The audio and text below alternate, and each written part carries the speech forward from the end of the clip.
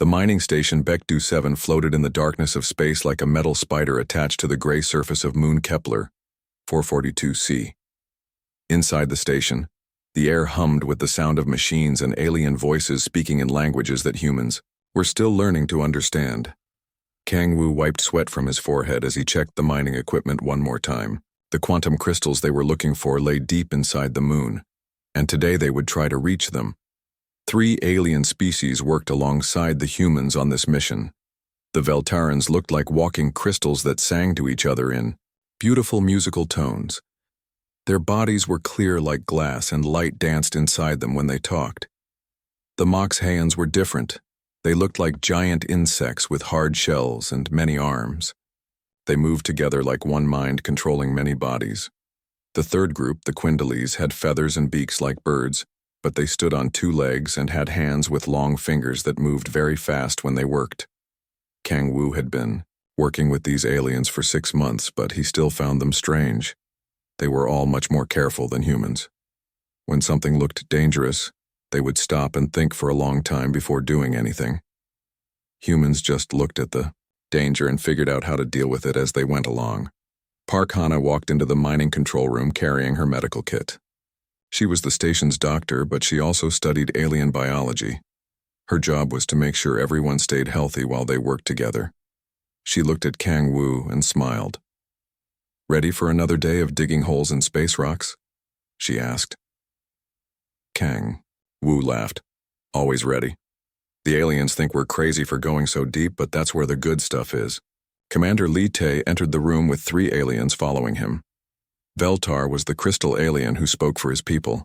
His body made soft music as he moved. Moxhai was the insect alien commander, and her shell was dark green with silver lines. Dr. Quindal was the bird alien scientist, and his feathers were blue and gold. "Today we attempt the deepest mining operation yet undertaken on this moon," Dr. Quindal said in his high, clear voice. "The quantum crystals we seek are located 4 kilometers below the surface. The energy readings suggest extreme instability." Veltar's body sang a worried tune. "The harmonic resonance patterns indicate significant danger. Perhaps we should reconsider this operation." Moxhai clicked her mandibles together, which meant she was thinking hard. The hive mind calculates a 67.3% chance of mission failure with current parameters. Commander Li Te looked at the 3 aliens and then at his 2 human crew members. "We've been planning this for months. The equipment is ready, the safety protocols are in place, and we need these crystals to power the new jump gates back to Earth." Kang Wu started up the mining drill and checked all the sensors. The machine was huge, with arms that could cut through solid rock and energy shields to protect the operators. "Everything looks good from here. The drill can handle whatever we find down there." Dr. Quindal spread his feathers in what humans had learned meant worry. "The energy signatures from the crystal formation are unlike anything in our databases. The quantum field fluctuations could be harmful to organic life. That's why we have shields and protective gear," Park Hana said. She was checking her medical sensors, which would tell her if anyone was getting hurt by radiation or strange energy. The mining operation began with Kang Wu controlling the drill from the surface while it dug deep into the moon. The aliens watched their instruments very carefully, making worried sounds whenever the numbers changed. The humans watched too, but they seemed much more relaxed about the whole thing. For 3 hours, everything went smoothly. The drill cut through rock and metal, going deeper and deeper toward the crystal formation. The energy readings got stronger as they got closer, but nothing seemed dangerous yet. Then Kang Wu's instruments started showing something strange. "Hey, Commander, you need to see this," he said. "The crystals down there aren't like the ones we've seen before. They're putting out some kind of field that's making my equipment act weird." Commander Li Te looked at the readings. "Weird how?" "The energy isn't just sitting there like normal crystals. It's moving around, like it's alive or something. And it's getting stronger as we get closer." Veltar's song became very high and worried. "This harmonic pattern is unknown to us. We recommend immediate withdrawal." Moxhai's entire body started shaking, which meant the hive mind was having a strong reaction. Danger! Danger! The energy signature is hostile to our biological matrix. Dr. Quindal was looking at his instruments with all his feathers standing up straight. Fascinating. The quantum field appears to be reacting specifically to non-human neural patterns. The humans show no adverse reactions, but our readings indicate severe neural disruption for all three of our species. Parkhana checked her medical scanners. That's weird. I'm not reading any problems with Kang Wu or the commander, but all three of you are showing stress responses. The energy is hurting us just by being near it, Dr. Quindal explained. But it has no effect on humans at all. Kang Wu looked at his mining controls. We're almost at the crystal formation. Just a few more meters and we'll be able to extract some samples. The drill pushed deeper into the moon, and suddenly all the alien instruments started screaming warnings. Veltar's song became a harsh, painful noise. Moxhai fell to the floor, her shell making clicking sounds of distress. Dr. Quindal wrapped his wings around himself and backed away from the control panels. The quantum field just spiked, Parkhana reported. All alien biosigns are showing extreme distress, but human readings are still normal. Commander Li Te made a decision. Kang Wu, pull back the drill. We need to figure out what's happening before we go any further. But as Kang Wu reached for the controls, the moon shook. It was a small earthquake at first, but it quickly got stronger. The mining station rocked back and forth, and everyone grabbed onto whatever they could find to stay standing. Seismic event, Dr. Quindal gasped, his voice tight with pain from the crystal energy. The drilling operation has destabilized the quantum field matrix. The shaking got worse, and suddenly there was a loud cracking sound from deep inside the moon. Kang Wu looked at his instruments and saw something that made his heart sink. The tunnel collapsed, he said. The drill is stuck down there and the shaft is completely blocked. But that wasn't the worst part. As they watched the screens, they could see that Kang Wu's personal locator beacon was showing him as being in the mining tunnel when it collapsed. Wait, Parkhana said, looking at her medical scanner. This is showing that Kang Wu is down there, but you're right here. Kang Wu looked at the scanner and then at his own equipment. I was doing a direct neural link with the drill for precision control. When the tunnel collapsed, the link got stuck open. Part of my consciousness is trapped down there with the machine. Commander Li Te stared at him. What does that mean? It means I'm experiencing everything that's happening in the tunnel right now. The pressure, the crystal energy, the collapse. I can feel all of it. And it's getting worse. The three aliens looked at each other with expressions of horror. Their instruments were showing that the quantum crystal energy in the collapsed tunnel was now at levels that would kill any organic life form instantly. But Kang Wu was still standing there, still talking, still functioning normally, even though part of his mind was trapped in what should have been a death trap. This is impossible, Dr. Quindal whispered. No biological entity can survive that level of quantum field exposure. Kang Wu smiled, even though sweat was starting to form on his face. Guess humans are tougher than you thought. The rescue planning took 2 hours, but it felt like forever to everyone watching Kang Wu.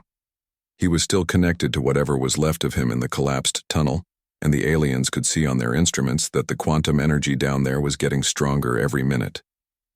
What confused them was that Kang Wu seemed to be getting more comfortable, not less. The neural link should have killed him by now, Dr. Quindal said quietly to Veltar and Moxhai. The quantum field exposure is beyond anything our databases show as survivable. Veltar's crystalline body was making soft, worried music. Perhaps human neural architecture is fundamentally different from what we understand. Moxhai's shell was still shaking from the residual quantum energy, and the hive mind was having trouble processing what they were seeing. This does not compute with known biological parameters. Commander Li Te was studying the collapsed tunnel on the scanner display. The quantum crystals had grown during the collapse, spreading through the tunnel like living things. The energy they put out was so intense that it showed up as bright white on all their instruments. We need to get down there, he told Parkhana. I don't care what the instruments say. Kang Wu is trapped and we're not leaving him. Parkhana was already putting on her radiation suit. The aliens can't come with us. The quantum energy would kill them before we got halfway down. I know, Commander Lee Tae said, checking his own protective gear. This is a human-only mission. Dr. Quindal fluffed his feathers in distress. Commander, our calculations show that the radiation levels in that tunnel would be fatal to any organic life within minutes, even with your protective suits. Commander. Lee Tae looked at the bird alien with a patient expression. Your calculations are based on your biology, not ours. We'll be fine. The three aliens watched in growing alarm as the two humans prepared for what should have been a suicide mission.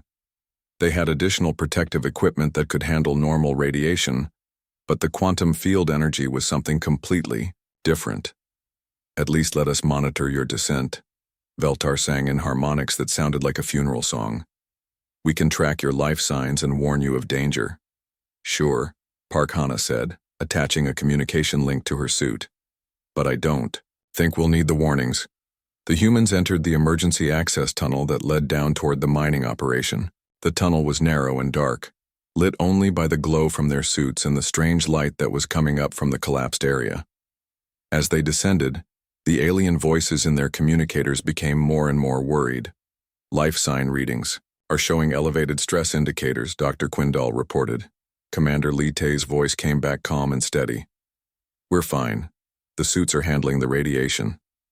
But 20 minutes into the descent, something strange started happening. The quantum energy readings were climbing to levels that should have been killing the humans, but their life signs weren't showing distress. They were showing excitement. This is incredible, Park Hana's voice said over the communicator. The energy down here feels warm and tingly. It's like taking a hot bath. Moxhai's mandibles clicked rapidly. Impossible. The hive mind calculates immediate death at those energy levels. Commander Lee Tae laughed, and the sound made all three aliens step back from their instruments. It's not killing us. If anything, I feel more alert than I have in months. 40 minutes down, they reached the edge of the collapse zone. The tunnel ahead was filled with broken rock and twisted metal, but there was also something else. The quantum crystals had grown into the space, creating a web of glowing formations that pulsed with energy. Beautiful, Park Hana said, and the wonder in her voice was clear over the communicator. It looks like someone built a cathedral out of pure light. The aliens listening from above felt their equivalent of cold fear. The energy readings were now at levels that their instruments couldn't properly measure, and the humans were describing it as beautiful. We can see Kang Wu, Commander Lee Tae reported. He's about 50 meters in, trapped under some debris. And he's moving. Dr. Quindal's voice was tight with disbelief. Moving?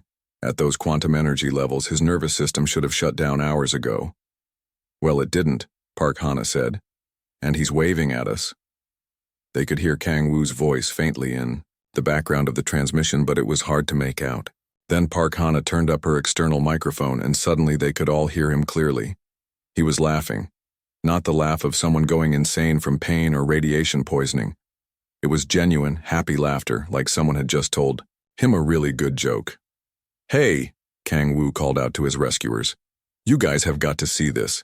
These crystals are amazing. They're talking to me. Feltar's harmonic song became a discordant wail. Talking?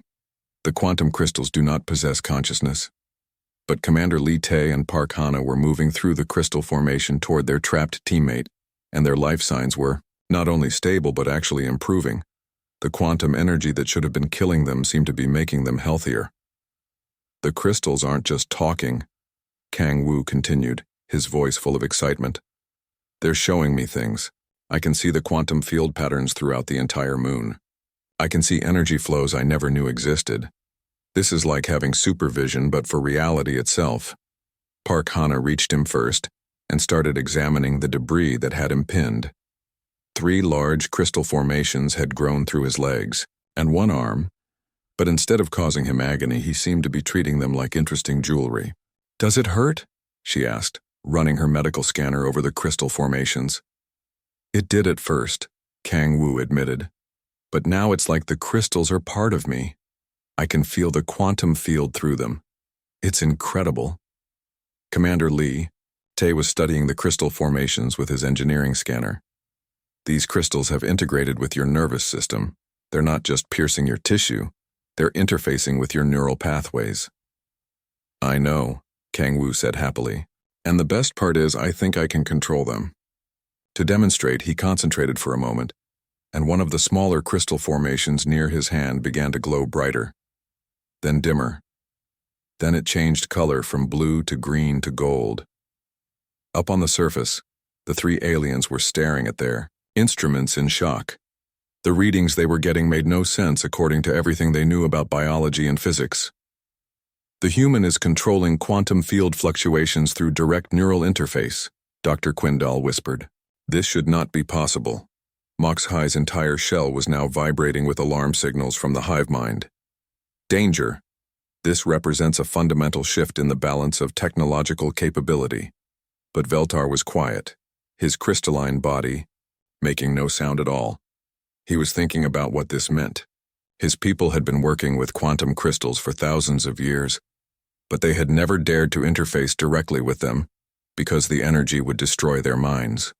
Yet here was a human, not just surviving direct interface, but actually enjoying it.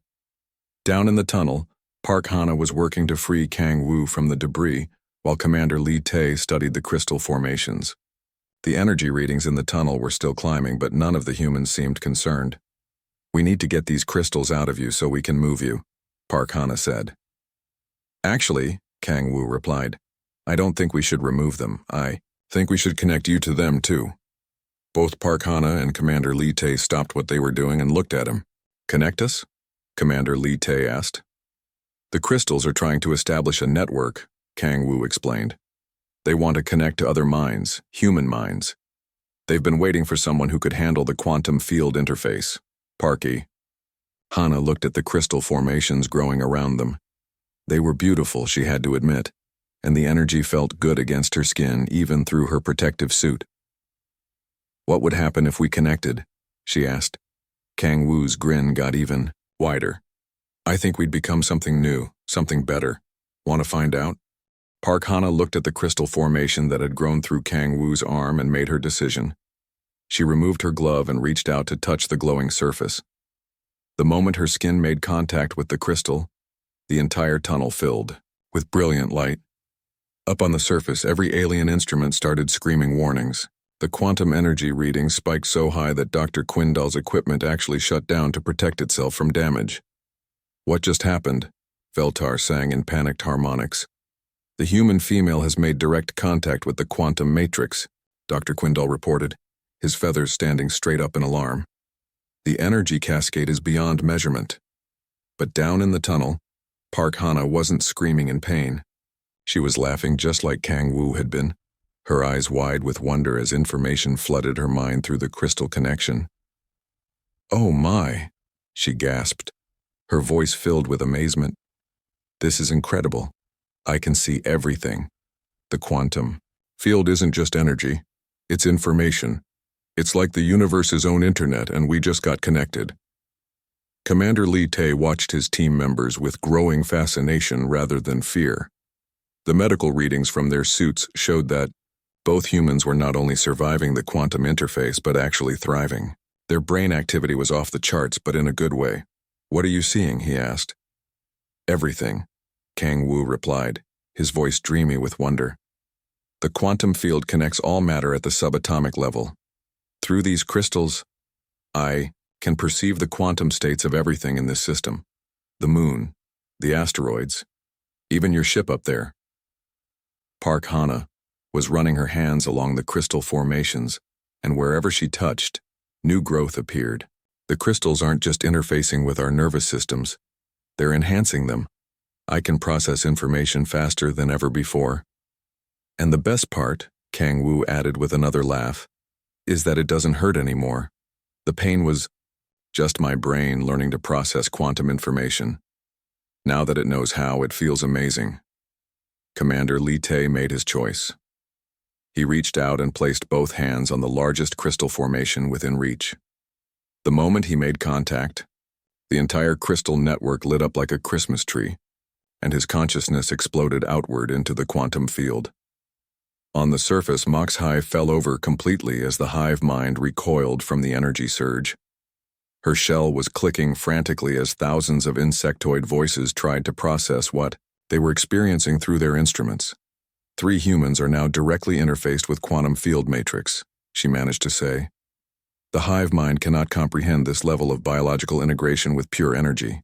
Veltar's crystalline body was resonating with the quantum field emanating from below, but the resonance was wrong somehow. Where his people's crystal biology should have been able to interface naturally, the energy signatures coming from the humans were different, more complex, and more powerful. They are not just surviving, he sang in worried tones. They are controlling the quantum field in ways we have never achieved. Dr. Quindal was frantically running calculations on his remaining functional equipment. The implications are staggering. If humans can safely interface with quantum crystals at this level, they could potentially access any technology based on quantum field manipulation. Down in the tunnel, the 3 humans were having a shared experience that no other species in the galaxy had ever achieved. Through the crystal network, their minds were connected but still individual. They could feel each other's thoughts and share information instantaneously. I can see the structural integrity of the entire moon, Commander Lite reported, his voice calm despite the incredible nature of what he was experiencing. The quantum crystals form a network throughout the whole thing. It's like a nervous system made of pure energy. And I can see why the tunnel collapsed, Kang Wu added. The crystals were trying to establish connection points, and our mining operation just happened to drill right into one of their main network nodes. Park Hana was studying the biological data flowing through her enhanced consciousness. The quantum field interface is rewriting our neural pathways in real time. We're becoming something new, but we're still human. Still us. She paused, processing more information. And I think I know why this doesn't work for the other species. Why? Both men asked simultaneously through their shared mental link. It's our pain tolerance, she explained. The quantum interface requires the nervous system to endure massive restructuring. Most species would shut down or go insane from the process, but humans are built to adapt to suffering. Kang Wu laughed again, the sound echoing through both the tunnel and their shared consciousness. So our ability to endure pain and still find humor in bad situations is actually an evolutionary advantage for quantum integration. More than that, Commander Lite realized, his enhanced mind processing the implications. I can see the quantum signatures of the alien technologies on the station above us. The crystals, the insectoids' hive mind network, even the bird aliens' computational systems. They're all based on quantum field manipulation. The 3 humans shared a moment of understanding that sent chills through their enhanced nervous systems. They could potentially interface with and control any quantum-based technology, which included most advanced alien systems.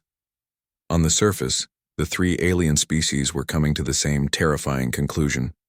Their instruments showed that the humans weren't just connected to the quantum crystal network. They were dominating it, reshaping it to their will. They could take control of our ship systems. Mox High clicked in distress.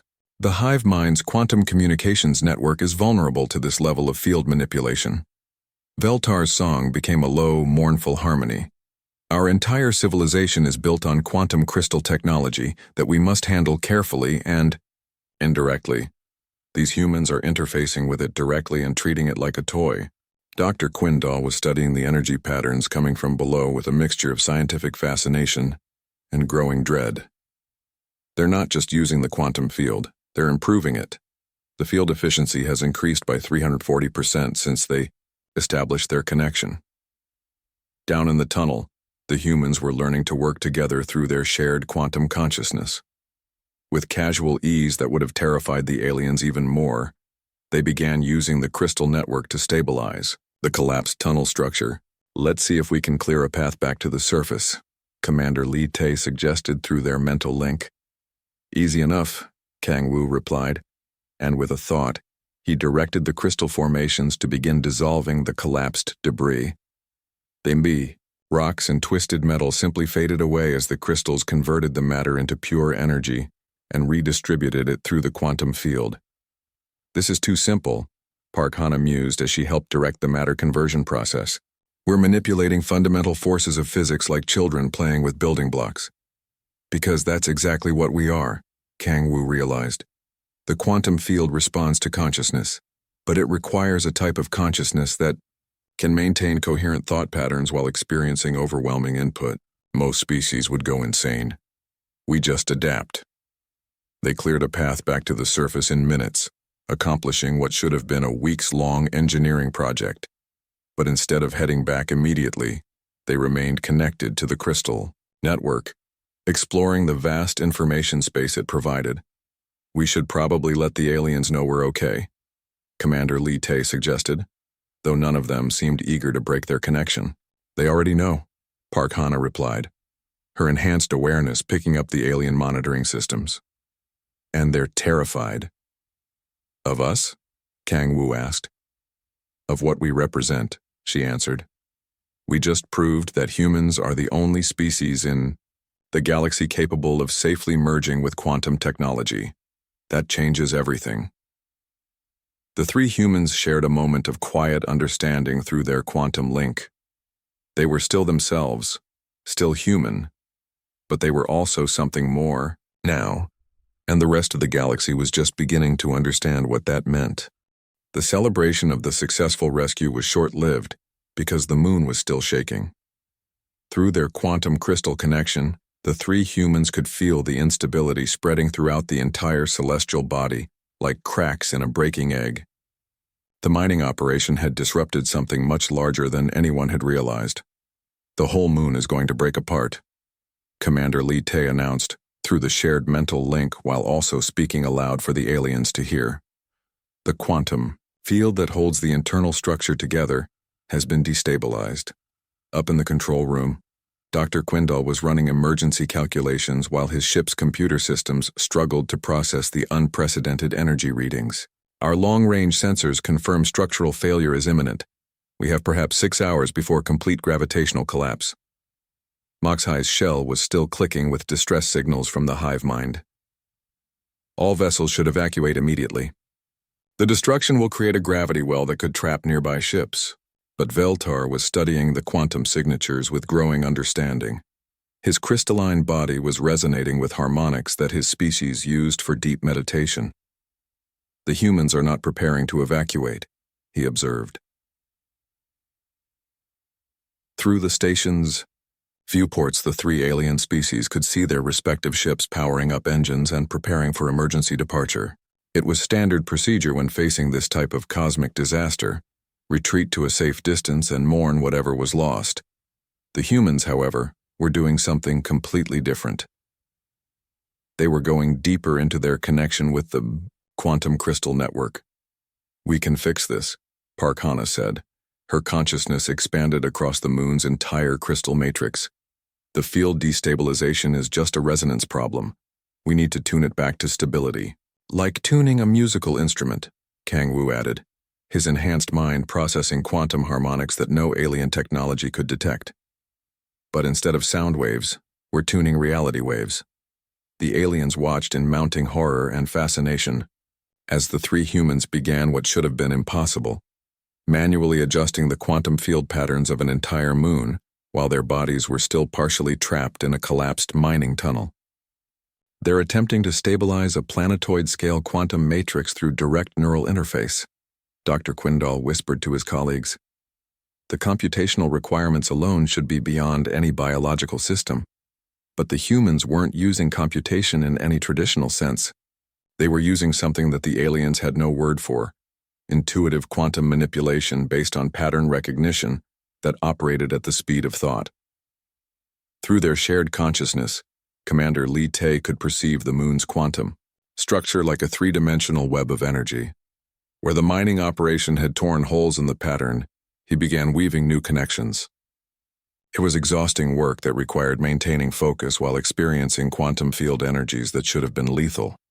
It's like doing surgery on the fabric of space-time itself, he muttered through gritted teeth, sweat beading on his forehead as he concentrated. Park Hana was handling the biological aspects, making sure their enhanced human physiology could continue to process the massive energy flows without burning out their nervous systems. The pain is incredible, she gasped, but it's just information, we can process it. Kang Wu was laughing again even as tears of pain and effort ran down his face.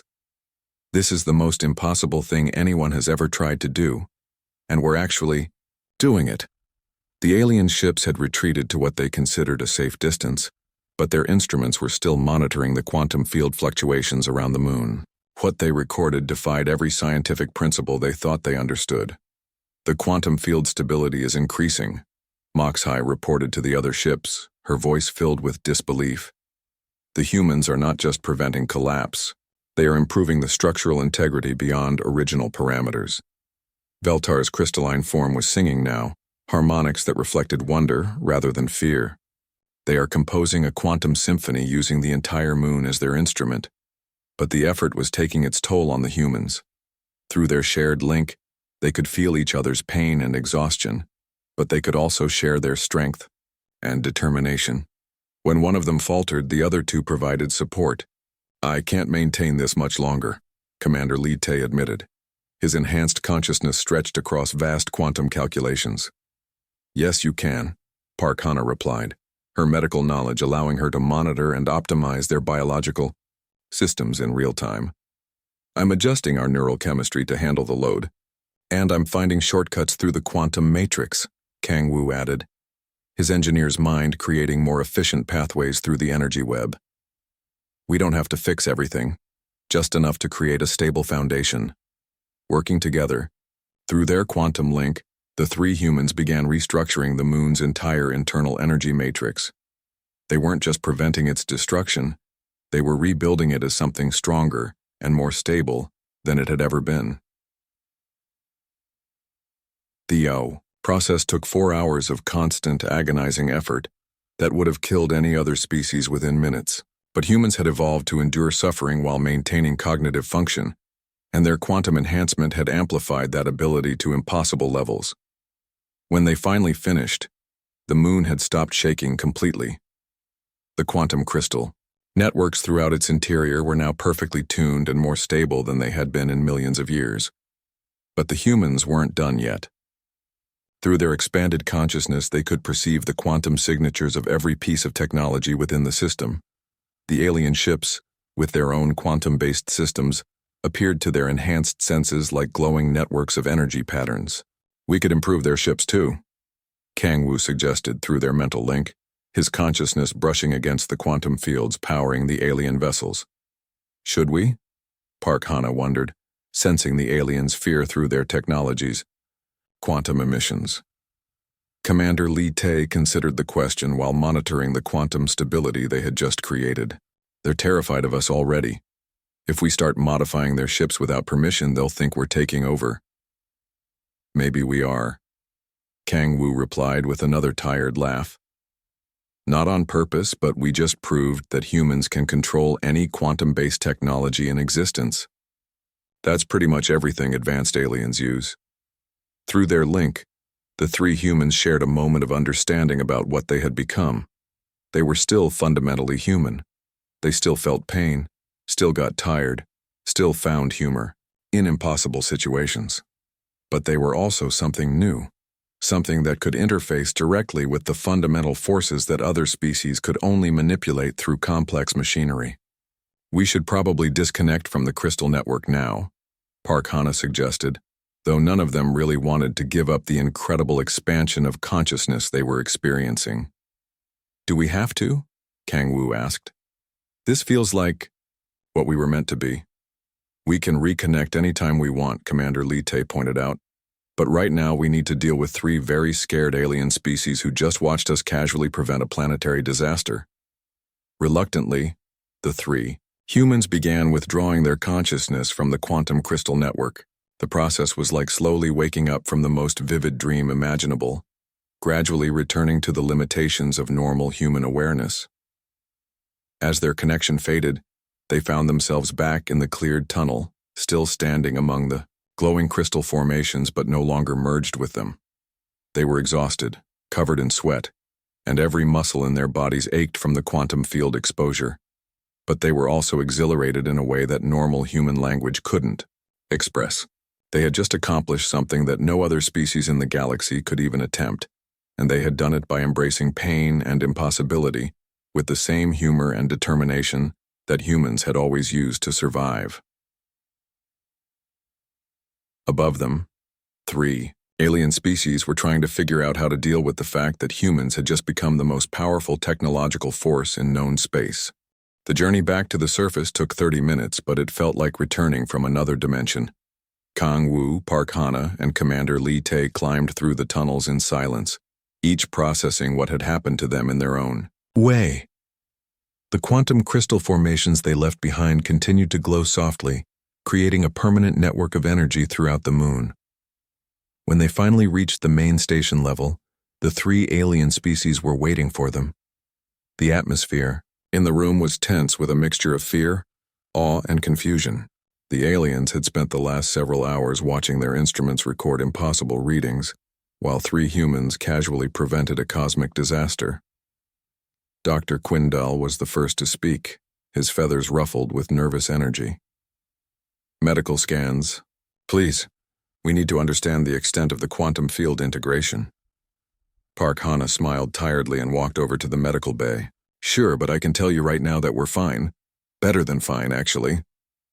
The medical scanners revealed changes that made no sense according to any known biology.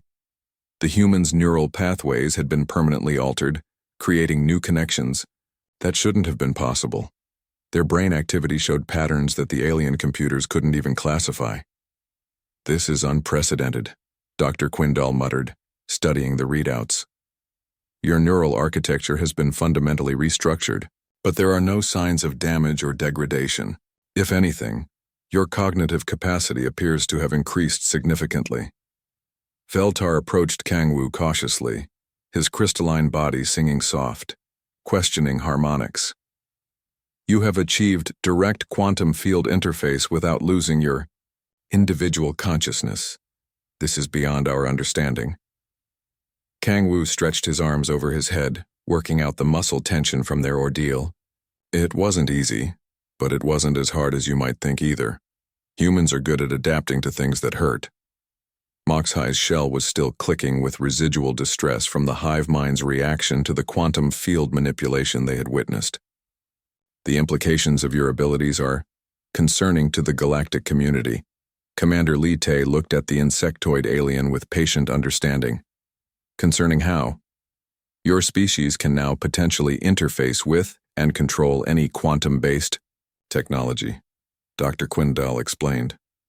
That includes most of our advanced systems, our ships, our computers, our communication networks, and that scares you, Park Hana observed, not as an accusation but as a simple statement of fact. Veltar's harmonics became more complex, indicating deep thought. For millennia, our civilizations have developed quantum technologies through careful, indirect manipulation. We use machines and interfaces to protect ourselves from direct exposure. You have bypassed all of those safeguards. Because we don't need them, Kangwoo said with a grin. Turns out human stubbornness and our ability to laugh at pain are exactly what you need for direct quantum integration. The aliens exchanged looks that clearly showed they were having trouble processing this information. Their entire understanding of technological development was based on the premise that biological entities needed protection from quantum field exposure. Dr. Quindal pulled up a holographic display showing galactic star charts. There are quantum crystal formations throughout known space. Most are considered too dangerous for direct exploitation. If humans can safely interface with all of them, we become the only species capable of accessing the galaxy's most powerful energy sources, Commander Lee Tae finished. Yeah, we figured that out. Moxhi's mandibles clicked rapidly. This represents a fundamental shift in galactic power dynamics. The hive mind is concerned about potential human expansion. Park Hana looked at the 3 aliens with compassion rather than anger. We understand why you're worried, but you need to understand something about humans. We don't conquer because we're superior. We survive because we adapt. And because we don't take ourselves too seriously, Kangwoo added, still grinning despite the cosmic implications of their situation. Even when we're doing impossible things, we try to have fun with it. Veltar moved closer, his crystalline form resonating with curiosity. May we observe the quantum integration process for scientific purposes? Commander Lee Tae considered the request. You mean watch us connect to the crystal network again? If you would permit it. This could be the most significant scientific discovery in galactic history. The three humans looked at each other, and even without their quantum link active, they seemed to communicate perfectly. Finally, Commander Lite nodded. We'll do it, but we want something in return. We want full partnership status in galactic affairs, not as junior members, but as equals. Dr. Quindal's feathers stood up straight. The Galactic Council would need to approve such a change in status. The Galactic Council is going to have to deal with the fact that humans can now access quantum technologies that none of your species can touch, Park Hana pointed out. We can either work together as partners, or you can try to stop us from accessing resources that you can't use anyway.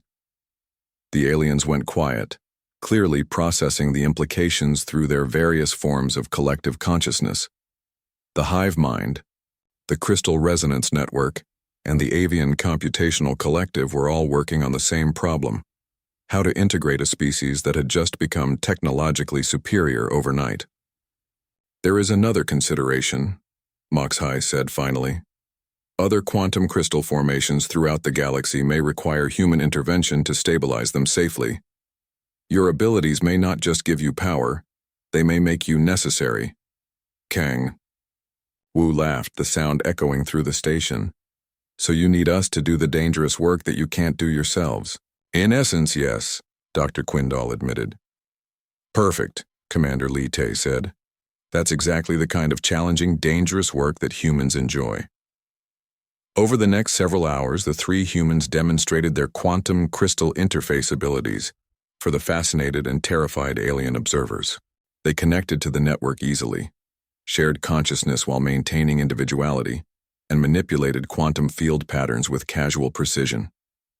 What amazed the aliens most wasn't the technical ability. It was the humans' attitude throughout the process.